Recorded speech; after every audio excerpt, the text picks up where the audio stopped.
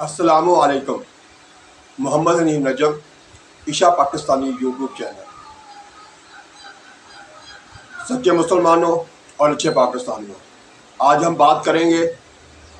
اپنے پیارے آقا حضرت محمد صلی اللہ علیہ وآلہ وسلم پر درود شریف کی فضیلت کی، اور ساتھ ساتھ نماز ظہر، اس کی کیا فضیلت ہے، اس کی کیا برکات ہیں، اس پر بھی بات کریں گے۔ لیکن سب سے پہلے بات ہوگی آپ کی۔ اللہ تعالیٰ آپ کو اور آپ کے پیارے وطن پاکستان کو، ہم سب کے پیارے پاکستان کو ہمیشہ قائم رکھے۔ اللہ تعالیٰ آپ کو اپنے گھر والوں کے ساتھ ہمیشہ خوش و خرم رکھے، اور یہ ساری دعائیں قبول ہوتی ہیں اس صورت میں کہ جب ہم اپنے پیارے مذہب اسلام کو سب سے زیادہ اہمیت دیں۔ تو سب سے زیادہ اہمیت دینے کا مطلب ہے کہ سب سے پہلے ہم جس پیارے نبی حضرت محمد صلی اللہ علیہ وسلم کی امت ہیں، سب سے پہلے ہمیں چاہیے کہ ہم ان پر اٹھتے بیٹھتے چلتے پھرتے ہر وقت باوضو رہتے ہوئے درود شریف پڑھتے رہیں۔ خاص طور پر میں ایک مثال دینا چاہوں گا کہ جس طرح ایک زندہ انسان کو ضرورت ہوتی ہے ہوا، پانی اور خوراک کی، یعنی کھانے پینے کی، اسی طرح سے ایک زندہ مسلمان کو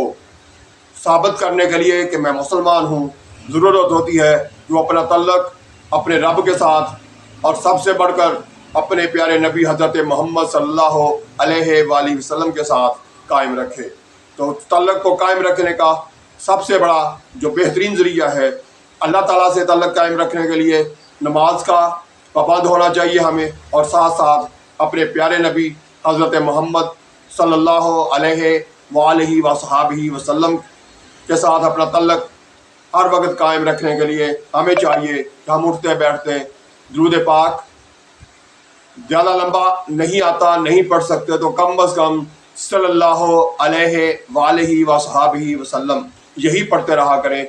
اس کا بھی اتنا ہی اجر و ثواب ہے جتنا کہ اور کسی درود شریف کا۔ اب ہم بات کریں گے نماز ظہر کی فضیلت اور اہمیت پر۔ تو نماز ظہر ٹھیک ایک قسم کا دوپہر کا ٹائم ہوتا ہے، جس وقت ہمارے کاروبار عروج پر ہوتے ہیں، ہمارے دفاتر میں کام عروج پر ہوتا ہے۔ اس وقت خاص طور پر کاروباری حضرات جو ہیں ان کے گلے میں دڑا دڑ پیسے آ رہے ہوتے ہیں، تو اس وجہ سے جی نہیں چاہتا کہ اٹھ کے نماز کی طرف جائیں اور یا نماز ادا کریں۔ تو یاد رکھو پیارے مسلمانوں، نماز ظہر اتنی اہم نماز ہے کہ ٹھیک اسی ٹائم پہ اللہ تعالیٰ جہنم کی آگ کو روز بھڑکا رہے ہوتے ہیں، یعنی اس میں اضافہ کر رہے ہوتے ہیں، اس کو ایندھن فراہم کر رہے ہوتے ہیں۔ تو اللہ تعالیٰ کی طرف سے جن فرشتوں کی ڈیوٹی ہے کہ اس میں ایندھن کا اضافہ کیا جائے اور اس آگ کو بھڑکایا جائے، اسی طرح سے اللہ تعالیٰ نے اس ٹائم پر اپنے پیارے بندوں مسلمانوں پر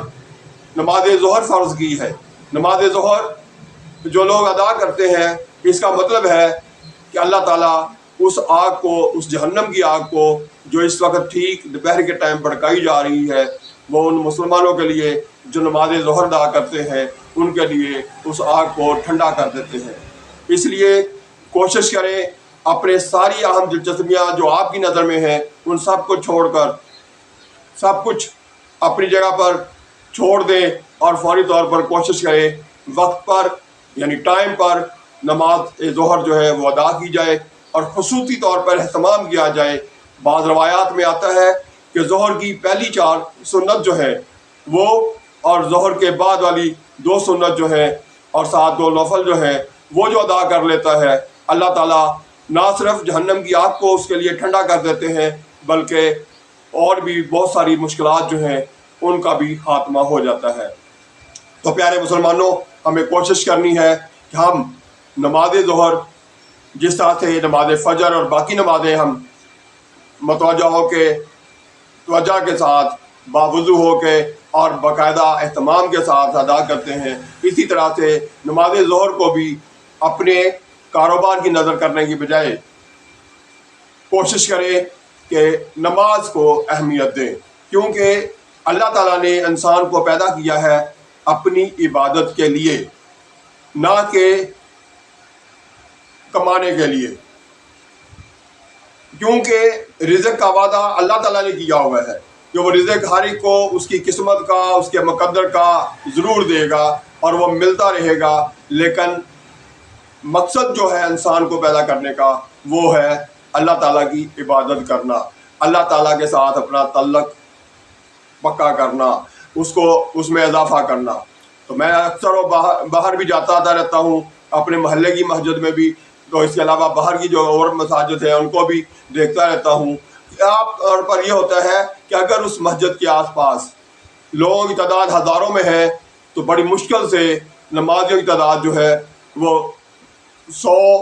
125، 150 ہوتی ہے، اور جہاں پر مسجد کے آس پاس کی آبادی جو ہے اس کی تعداد ہزاروں میں ہے، وہاں پر نمازیوں کی تعداد مزید کم ہوتی ہے۔ تو میں یہ چاہوں گا کہ کوشش کریں پیارے پاکستانیوں اور اچھے مسلمانوں، سچے مسلمانوں، کہ ہمیں اپنے آس پاس کے لوگوں کو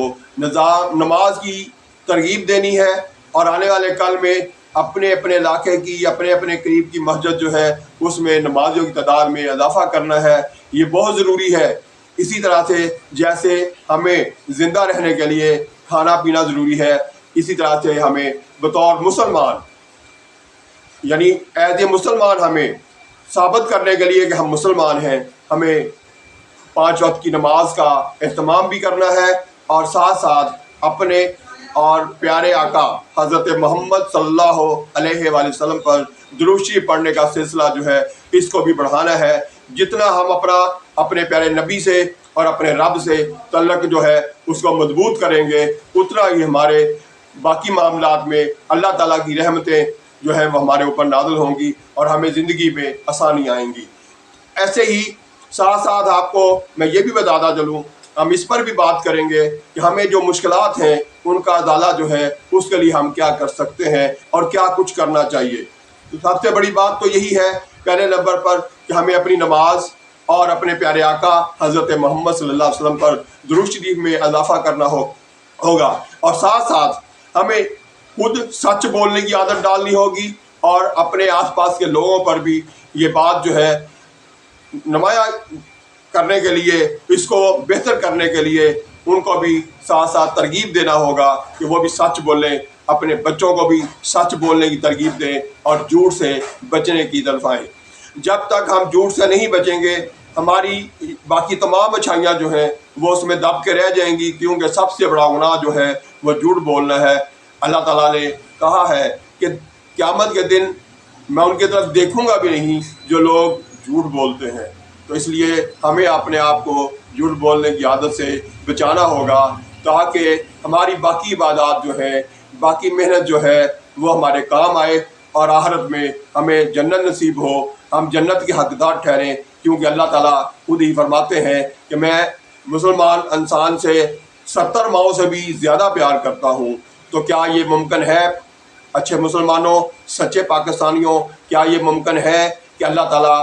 ہمیں جہنم کی نظر کر دیں؟ نہیں، اللہ تعالیٰ ہم سے بہت زیادہ پیار کرتے ہیں، وہ قدم قدم پہ آسانیاں دیتے ہیں۔ وہ تو یہاں تک کہتے ہیں کہ چلتے چلتے آپ نے راستے سے اگر پتھر بھی ہٹا دیا،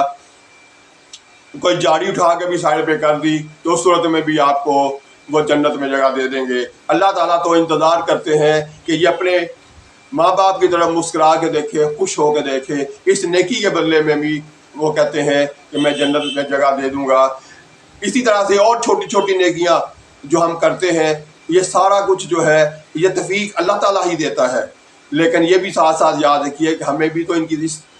مختلف نیکیوں کی طرف اپنے آپ کو، اپنی اولاد کو، اپنے آس پاس کے لوگوں کو ترغیب بھی دینا ہوگی۔ یہ نہیں ہے کہ میں خود تو بہت کچھ کروں لیکن اپنے آس پاس کے لوگوں کو اس چیز کی ترغیب نہ دوں، تو ایسی عبادت، ایسی محنت، ایسی کوشش کا کوئی فائدہ نہیں ہوگا اگر آپ کے آس پاس کے لوگ جو ہے وہ ہر وقت غلط کاموں میں لگے ہوئے ہیں اور آپ انہیں پیار سے، محبت سے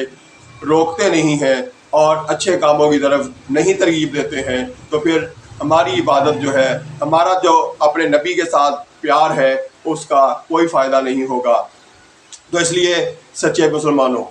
ہمیں ڈٹ جانا ہے اپنے وطن کی ترقی کے لیے، اپنے مذہب کی مزید سربلندی کے لیے، اپنے اپنے شعبے میں اچھا کام کرنا ہے، اور اچھے کام جو ہیں ان کو ترغیب دینا ہے۔ خالی یہ نہیں کہ خود کرتے رہیں اور دوسروں کو نہ بتائیں، دوسروں کو بھی بتائیں، بلکہ انہیں ساتھ لے کے چلیں۔ ان کے اوپر آپ ویسے بھی تو پیسے اپنے اوپر خرچ کرتے ہیں یا اپنے آس پاس کے لوگوں پر خرچ کرتے ہیں، تو آپ کیوں نہیں ایسے طریقے سے پیسہ خرچ کریں کہ ساتھ ساتھ ان کو ترغیب دی جائے، آس پاس کے لوگوں کو راغب کیا جائے اس طرف کہ ہم نے اچھا مسلمان بننا ہے۔ تو جب ہم اچھے مسلمان بنیں گے تو یقیناً ہم اچھے پاکستانی بھی بنیں گے، اور جب ہم اچھے پاکستانی بن کے رہیں گے تو پھر ہمارا یہ ملک، ہماری یہ قوم اللہ کے فضل کے ساتھ اور ہمارے پیارے نبی حضرت محمد صلی اللہ علیہ وآلہ وسلم کی رحمت اور شفقت کے ساتھ ہمیشہ ہم لوگ قائم رہیں گے، اپنے ملک کو بھی، اپنی مذہب کو بھی آگے بڑھانے میں اپنا کردار ادا کر سکیں گے۔ تو میرے پاکستانیوں، میں یہی آپ کو بار بار کہوں گا کہ ہمیں درست کرنا ہے۔ پہلے نمبر پر اپنی نماز کی پابندی بنائیں، اور آہستہ آہستہ ہم اس حوالے سے بھی بات کیا کریں گے کہ نماز اور وضو کے اندر جو ہم اکثر غلطیاں کرتے ہیں اور ہمارے علماء کرام جو ہے اس پر بالکل روشنی نہیں ڈالتے، بالکل توجہ نہیں دلاتے، ان کو بھی ہم نے آہستہ آہستہ درست کرنا ہے۔ اس حوالے سے میں آج کے دن میں یہ بھی کہنا چاہوں گا کہ ہم پاکستانی خاص طور پر جن کی عربی زبان نہیں ہے، جو عربی کو صحیح طرح نہیں سمجھتے، وہ جو ہے نمازوں کے دوران جب سجدے میں جاتے ہیں تو سجدے کی تسبیح جو ہے، میں چیلنج کر رہا ہوں کہ پاکستان کے 100 میں سے 80 لوگ سجدے کی تسبیح ہی غلط پڑھتے ہیں۔ افسوس کہ ہمارے علماء لمبی لمبی تقریریں تو کرتے ہیں، لمبے لمبے واقعات تو سناتے ہیں اور اس کے بعد نعرے بھی لگواتے ہیں، لیکن جو وہ بنیادی چیزیں ہیں ان پر بات نہیں کرتے۔ تو نماز کے اندر ہم سجدے میں جب جاتے ہیں تو اکثریت جو ہے وہ پڑھتی ہے سبحان ربی یعلا، سبحان ربی یعلا، سبحان ربی یعلا، سبحان ربی یعلا۔ یہ ہم تیزی سے پڑھتے ہوئے 3 تسبیحاں پوری کرتے ہیں اور جلدی سے اللہ اکبر کہتے ہوئے سجدے سے اٹھ جاتے ہیں، جبکہ یہ درست تلفظ جو ہے وہ ہے سبحان ربی یعلا، سبحان ربی یعلا، سبحان ربی یعلا۔ تو یہ درست تلفظ جو ہے یہ سیکھیے، خود بھی سیکھیے، اس ویڈیو کو دوسروں کے ساتھ شیئر کر کے دوسروں کو بھی سکھائیے، اپنے گھر والوں کو اس ویڈیو کو بار بار سنوا کے ان کو بھی سکھائیے۔ آئندہ ویڈیو جو ہے کوشش کروں گا اس طرح سے آئندہ جو ویڈیو بنے گی ان کے اندر بھی میں اسی نماز، وضو اور جو بنیادی ہماری ضرورتیں ہیں بطور مسلمان ان پر بات کرتے رہیں گے، تاکہ آنے والے کل میں ہماری یہ نماز اور وضو جو ہے، اور اسی طرح سے اپنے مذہب سے، اپنے پیارے مذہب اسلام سے، اپنے پیارے مذہبی کتاب قرآن پاک سے ہماری محبت میں اضافہ ہو سکے۔ ہم اس پر زیادہ سے زیادہ غور کریں، پڑھیں، صرف اس لیے نہ پڑھیں کہ ہم ڈھیر سارا ثواب لینا چاہتے ہیں، اس لیے پڑھیں کہ اس میں سے اللہ تعالیٰ نے اس میں ہمیں کیا کیا کہا ہے، جو کہا ہے کیا وہ ہم کر رہے ہیں۔ تو اس لیے قرآن پاک کو صرف اور صرف الف لام میم 30 نیکیوں کا ڈھیر لگانے کے لیے نہ پڑھیے، بلکہ غور کیجئے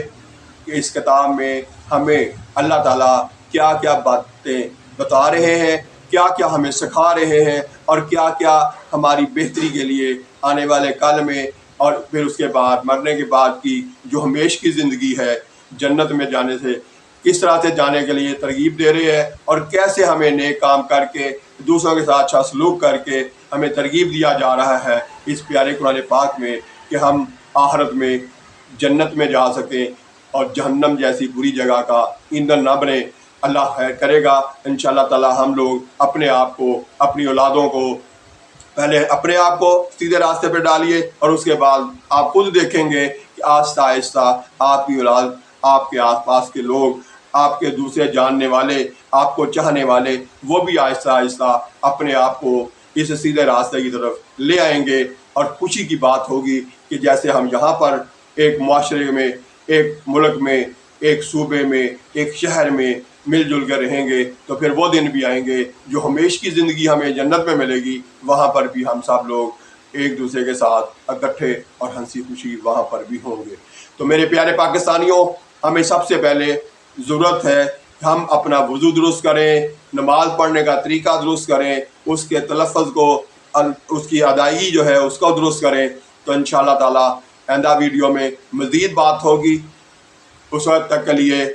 میں چاہوں گا کہ اپنے پیارے پاکستانیوں کو، اپنے سچے مسلمانوں کو اللہ حافظ کہوں، اس دعا کے ساتھ کہ قائم رہے